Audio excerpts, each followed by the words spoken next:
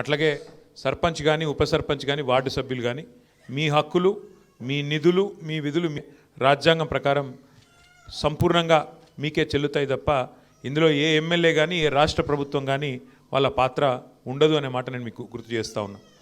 బాబాసాహెబ్ అంబేద్కర్ గారు రాసిన రాజ్యాంగం ప్రకారం మన భారతదేశంలో మనకు 5 అంచెల్లో ప్రభుత్వాలు ఉన్నాయి. పైన కేంద్ర ప్రభుత్వం ఉన్నది, ప్రధానమంత్రి గారు, మంత్రిమండలి, ఎంపీలు వాళ్ళంతా ఉంటారు. రాష్ట్రంలో రాష్ట్ర ప్రభుత్వం ఉన్నది, ఇంకొద్దిగా కిందికి జిల్లా పరిషత్తు జిల్లా ప్రభుత్వం ఉన్నది, దానికంటే కిందికి మండల పరిషత్తు, ఇంకోవైపు మున్సిపాలిటీ అవి ఉన్నాయి.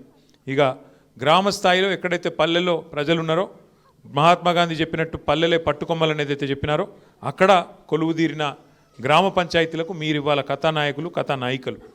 అయితే ఇక్కడ మీరు అర్థం చేసుకోవాల్సిన విషయం ఏంటి అంటే, ఇదేదో మీకు వచ్చే డబ్బులు అంటే మీకు ఇచ్చే నిధులు ఇవేదో రేవంత్ రెడ్డి జేబులకి వెళ్ళో, లేకపోతే స్పీకర్ ప్రసాద్ గారో, లేకపోతే మీ ఎమ్మెల్యే గారు ఇంటి వెనక పొలమమ్మో ఇస్తున్న పైసలు కావు, లేదా ఇక్కడ ఈ వేదిక మీద కూర్చున్న నాయకుల సొంత ఆస్తులు కావు, ఎవరి కూడా ఇవి సొంత పైసలు కావు. ఇవి ప్రజల సొమ్ములే, ప్రజలు పన్నుల రూపంలో కట్టిన పైసలనే మళ్ళీ తిరిగి మనం ప్రజల అవసరాలకు అనుగుణంగా మనం ఖర్చు పెట్టేందుకే మనందరం ప్రజల సొమ్ముకు ధర్మకర్తల్లాగా సర్పంచులుగా, ఎమ్మెల్యేలుగా, ఎంపీలుగా మనందరం ఉన్నాం. రాజ్యాంగంలో ఏం రాసినారు స్పష్టంగా అంటే, మీకు ఫైనాన్స్ కమిషన్ ద్వారా ఎక్కడ పల్లెల్లో ప్రజలు ఎంతమంది ఉన్నారు, అనుగుణంగా పల్లెల్లో ఎంతమంది ఉంటే దానికి అనుగుణంగా అన్ని డబ్బులు ఫైనాన్స్ కమిషన్ ద్వారా మీకు మంజూరైతాయి. అయితే ఫైనాన్స్ కమిషన్ ద్వారా వచ్చే పైసలు ఏవైతే ఉంటాయో, ఉదాహరణకు రూపాయి వచ్చిందనుకోండి ఫైనాన్స్ కమిషన్ నుంచి, అందులో స్ట్రెయిట్గా గ్రామ పంచాయతీకి 85 పైసలు నేరుగా మీకు ఫైనాన్స్ కమిషన్ డబ్బులు మీకే వస్తాయి. ఒక 10 పైసలు మండల పరిషత్కు పోతాయి, 5 పైసలు మాత్రమే జిల్లా పరిషత్కు పోతాయి.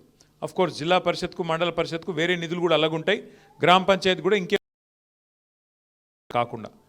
మన ప్రభుత్వం ఉన్నప్పుడు ఏం చేసేది మనం అంటే, కేసీఆర్ గారి ప్రభుత్వం ఉన్నప్పుడు పైకెళ్ళి రూపాయి వస్తే మనం కూడా 1 రూపాయి తోడేసి మీకు పల్లె ప్రగతి అనే కార్యక్రమం కింద ప్రతి నెల ఉద్యోగులకు జీతం ఇచ్చినట్టు పల్లెలకు కూడా పల్లె ప్రగతి నిధులు మనం మంజూరు చేసేది.